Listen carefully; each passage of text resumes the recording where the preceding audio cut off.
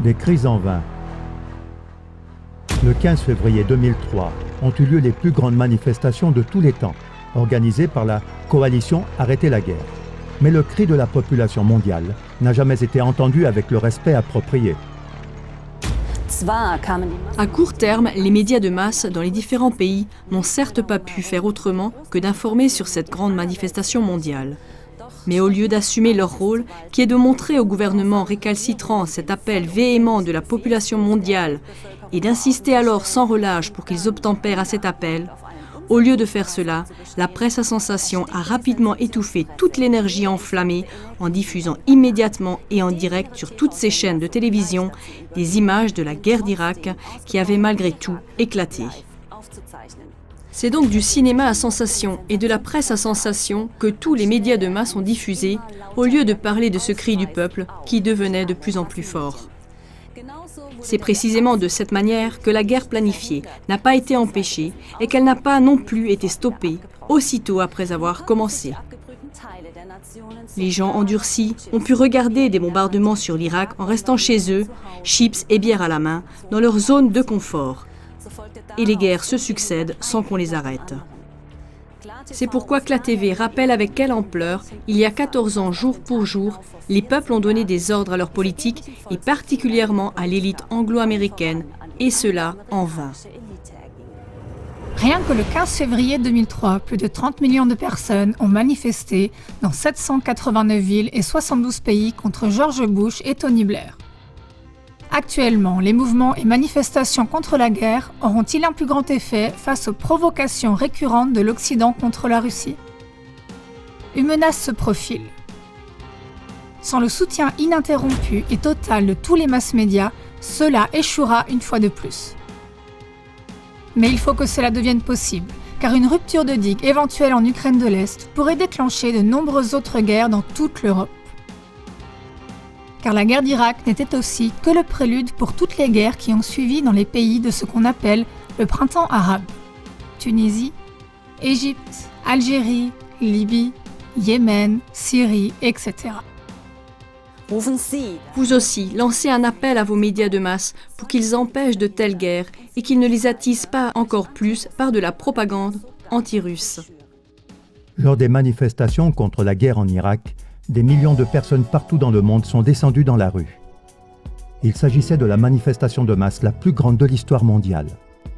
La même chose s'est passée d'Auckland à Athènes, de Berlin à Bangkok, de New York à Tokyo.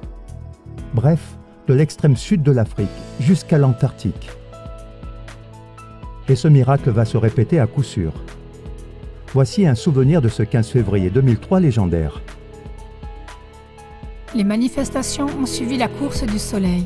Les premières ont eu lieu dans le Pacifique du Sud, puis en Nouvelle-Zélande, l'Australie et Sydney ont suivi. Ensuite, il y a eu l'Asie du Nord et du Sud, puis la Malaisie et l'Indonésie. Ensuite, cela a continué aux Philippines, en Inde et au Pakistan, et puis partout en Russie. Et ensuite en Afrique, puis dans toute l'Europe, à Rome, et puis en Espagne. Rien qu'à Madrid, il y avait 3 millions de manifestants qui ont manifesté contre Bush et Blair. Puis la France, Paris a suivi. Ensuite la Turquie, puis les manifestations sont passées à Londres. Rien qu'à Londres, il y avait 1,5 million de personnes en un seul jour. Mais peu importe combien de millions de personnes ont manifesté dans le monde entier le même jour. Bush et Blair sont malgré tout passés à l'attaque sans pitié, sans aucune autorisation, ni du peuple, ni du Conseil de sécurité. Le monde entier leur a ordonné d'arrêter, mais ils l'ont fait quand même. Ils n'ont pas écouté, et ils ont précipité tout un pays dans la ruine pour un mensonge. Pour ce mensonge qui prétendait que Saddam Hussein possédait des armes de destruction massive. Et on ne leur en a jamais demandé des comptes jusqu'à présent. Leur guerre mensongère continue. D'Égypte, du Caire, de partout. Tous étaient de la partie et se sont engagés dans le grand cri mondial. Stop, pas de guerre contre l'Irak. Mais ces bellicistes ont ignoré le cri de toute la terre. C'est ainsi que fonctionnent ces prédicateurs de démocratie. C'est ça notre démocratie. C'est comme ça qu'elle est en vérité, c'est comme cela qu'elle fonctionne. Des manifestations contre la guerre ont aussi eu lieu dans 150 villes américaines au moins. Tout a été en vain. Les bellicistes n'y ont prêté aucune attention. Contre ces bellicistes, 35 millions de personnes environ se sont levées le 15 février 2003 à l'échelle mondiale et ont crié « Stop, Bush et Blair, pas de guerre contre l'Irak ». Mais ça n'intéressait pas le moins du monde, ces criminels de guerre. Voici le commentaire de Bush. La grandeur de cette protestation, c'est comme si on faisait de la politique pour un petit groupe. Ils ne peuvent pas nous arrêter. Et un instant, humanité, réveille-toi. 35 millions en un jour, de 72 pays, de 789 villes. Seulement un petit groupe pour Little George? Quel maudit club a inspiré de telles phrases à ce tueur en série? Il est prouvé que les manifestations contre la guerre ont une portée globale. Toutes les personnes engagées, souvent douloureusement déçues, ne vont en aucun cas renoncer. Au lieu de cela, tous ces gens vont se développer comme lors d'une éclosion de masse et commenceront à tisser des réseaux de tribunaux totalement nouveaux, jusqu'à ce que l'on puisse faire front de manière efficace contre tous les coupables d'abus de pouvoir. Ils donneront une chance à chaque tribunal plus élevé de juger avec justice les bellicistes et leurs alliés dénoncés dans le monde entier. Si ces tribunaux ne saisissent pas cette chance et ne l'appliquent pas devant les yeux de tous, les peuples vont destituer ces juges inutiles et alliés au mal et installer à leur place leurs propres juges capables et incorruptibles. Mais les peuples ne les établiront pas par des guerres civiles violentes, mais par des décisions civiles puissantes. Malgré des manifestations simultanées depuis l'Afrique du Sud jusqu'en Arctique, aucune réaction. Voici exactement dans la pratique à quoi ressemble la démocratisation tant professée par les USA. Voici ce qu'il en est. En un seul jour, 789 villes dans 72 pays ont manifesté dans les rues. Mais tout ce travail, avec tous ces efforts, ces souffrances et ces coups, n'ont pu ni impressionner ni fléchir Bush et Blair. Tous les tribunaux et toutes les instances existantes se sont ainsi révélés totalement inutiles. Malgré la preuve que cette guerre a fait verser du sang, jusqu'à aujourd'hui, aucun tribunal n'a vengé ce sang. Si Donald Trump veut rendre les USA grands de nouveau, comme il le dit, son premier but devrait être de maîtriser le passé s'il ne veut pas garder lui-même du sang sur les mains. Va-t-il faire cela? Ce crime n'était que le premier de tous les crimes de guerre de ce siècle. Mais c'est en vain que le peuple britannique a également fait une manifestation lorsqu'est devenu public le fait que des millions d'innocents ont perdu la vie suite à un mensonge. À l'époque déjà, le peuple britannique a protesté. Tony Blair n'a pas pu se montrer en public sans courir le risque d'être lynché sur place. Le peuple qui, pendant des années, a perdu ses pères et ses fils dans la guerre pour Blair, a demandé à avoir un entretien de 15 minutes avec Tony Blair. Mais notre demande est complètement ignorée. Au lieu de cela, Tony Blair a été élu médiateur pour la paix au Proche-Orient après la fin de son mandat. Qui diantre lui a donné cette médaille? Ce soir, je vous invite à une présentation avec diaporama. Dîner de la Société des correspondants de radio et de télévision. Ce sont de vraies images non truquées provenant des archives de la Maison-Blanche. Ces armes de destruction massive doivent bien être quelque part.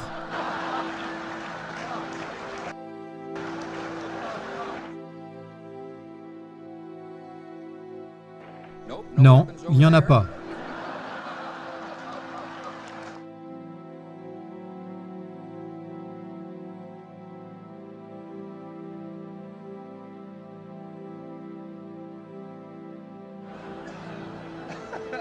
Peut-être là-dessous?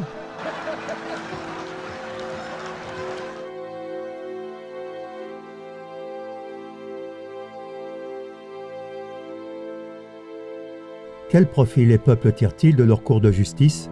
À qui servent-elles, si ce n'est aux très grands criminels de guerre? Mais c'est le peuple qui est envoyé à la mort, qui passe devant la justice pour chaque petit délit.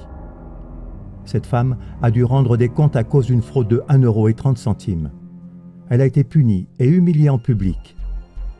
Et cela seulement parce qu'elle avait encaissé un bon de réduction de 1,30 € laissé à la caisse par un client. Les peuples doivent payer et sont punis pour chaque petite chose. Mais les tueurs en série à l'échelle de génocide restent impunis pendant des décennies, malgré des millions de protestations en une seule journée.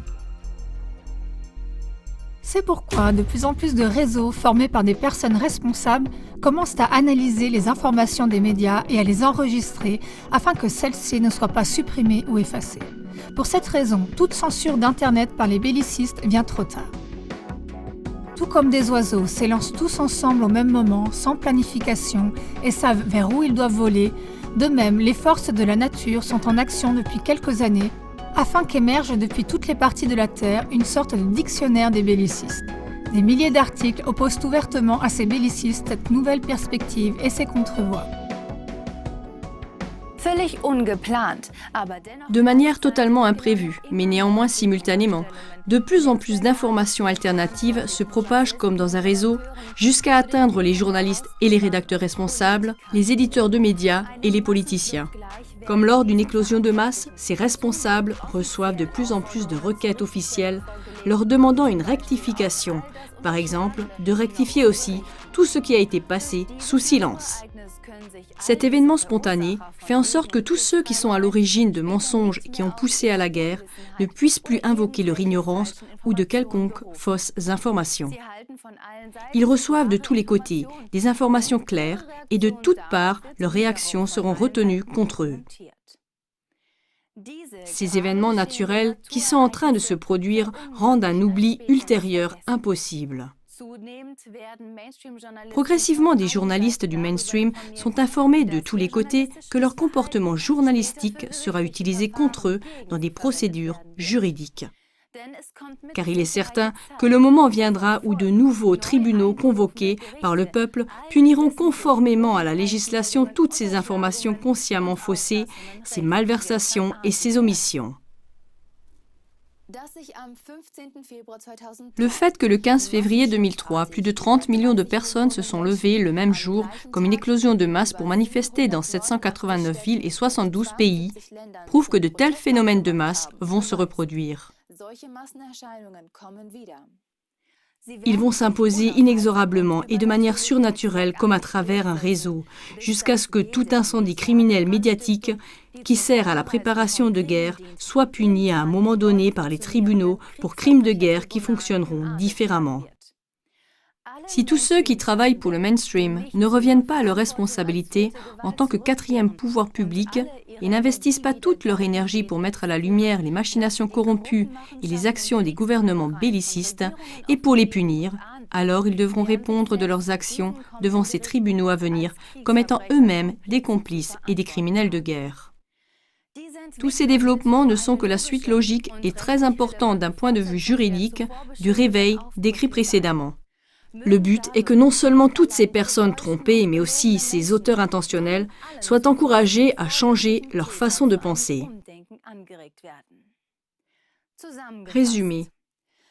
Les mécanismes naturels de survie produisent dans le monde entier des lieux de documentation totalement indépendants les uns des autres pour dévoiler les bellicistes des médias et les criminels de guerre. Premièrement, tout média, tout journaliste qui informe de manière unilatérale ou donne une fausse information est identifié par des entités tout à fait indépendantes afin que tous les crimes de guerre soient enregistrés de manière durable et cela pas seulement sous forme digitale. Deuxièmement, dans le cas d'une information unilatérale, le journaliste ou le média va être confronté par chacun avec des contrevoix qu'il aurait dû évoquer selon son devoir journalistique ou son éthique professionnelle et les lois en vigueur. Si ces personnes propagent des mensonges, elles vont être informées par des contre-présentations fondées qui émergeront par instinct naturel. Cela se produira partout, de plus en plus et de manière spontanée et non planifiée. Troisièmement, les journalistes mensongers vont être appelés de tous les côtés à corriger par le même média et dans un temps approprié leurs informations unilatérales ou fausses, comme dans le cas d'une rectification imposée par les tribunaux, afin d'exclure une ignorance ou une faute. Quatrièmement, Ils vont être prévenus par tous les observateurs attentifs qu'après une guerre éventuelle, si rien n'a eu lieu avant, un centre de documentation pour les crimes de guerre médiatiques mettra tout en œuvre afin de dévoiler les médias qui poussent à la guerre comme étant des alliances terroristes et que leurs complices journalistiques soient poursuivis dans des procès de crimes de guerre.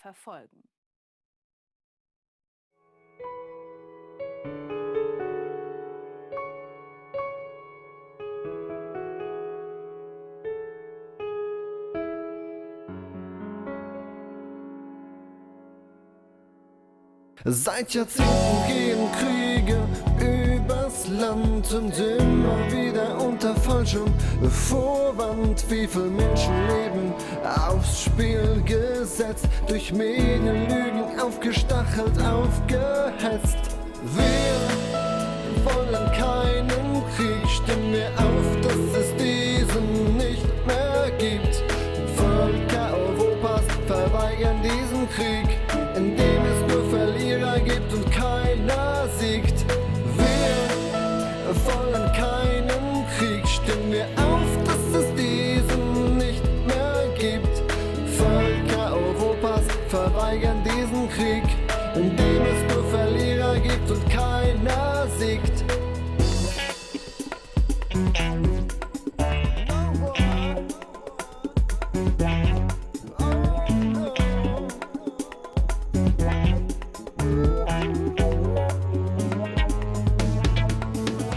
Durch Medienberichte falsch gesetzt, wird auch heute wieder zum Krieg gehetzt. Gegen Russland, gegen China und den Iran treiben sie die Völker in den Tod in ihrem Wahn. Wir wollen keinen Krieg, stimmen wir auf, dass es diesen nicht mehr gibt. Völker Europas verweigern diesen Krieg, in dem es nur Verlierer gibt und keiner siegt. Wir wollen keinen Krieg, stimmen wir auf, dass es diesen nicht mehr gibt. Völker Europas verweigern diesen Krieg, in dem es nur Verlierer gibt und keiner siegt. Niemals ziehen wir in den Krieg, verweigern ihn, bis es Frieden gibt. Wir schließen uns zusammen, von Hand zu Hand, umringen so in Liebe unser ganzes Land.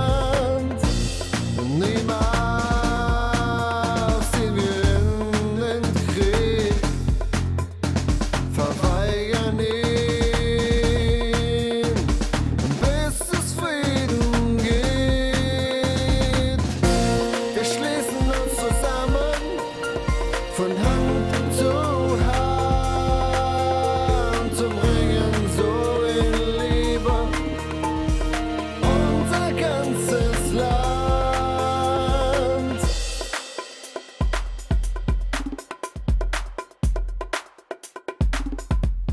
Combien de guerres les USA ont-ils déjà menées depuis la Seconde Guerre mondiale? Depuis 1945, les États-Unis ont tué plus de 30 millions de personnes.